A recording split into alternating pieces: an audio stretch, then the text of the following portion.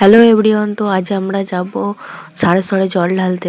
তার জন্য আমি এই যে সকাল সকাল ঘুম থেকে উঠে পড়েছি। এরপর আলতা পরবো। তার আগে আমি নেল পলিশ পরে নিয়েছি। তারপর এই যে দেখো আমি আলতা পরছি। তো আমার পাটা কেমন লাগছে। ফাইনালি আমার আলতা পরা কমপ্লিট হয়ে গেছে। তো এরপর আমি আলমারি থেকে কাপড়টা বের করে নেব, যেটা পরে যাব। এবং আমার মেয়ের স্বামী অলরেডি আমি রেডি হয়ে গেলাম। তো আমার মেয়েকে এখানে জামা পরে নিচে আমার হাজব্যান্ড এবার রেডি হয়ে গেছে। তো এরপর আমরা বেরিয়ে পড়লাম। তো দেখতেই পাচ্ছ সকাল সকাল বেরিয়ে পড়েছি সাড়ে উদ্দেশ্যে রওনা হতে, জল ঢালতে যাব। আমার মেয়েকে জিজ্ঞাসা করছিলাম তো কি কোথায় যাব আমরা, তখন আমার মেয়ে বলছে জল ঢালতে যাচ্ছি আমরা।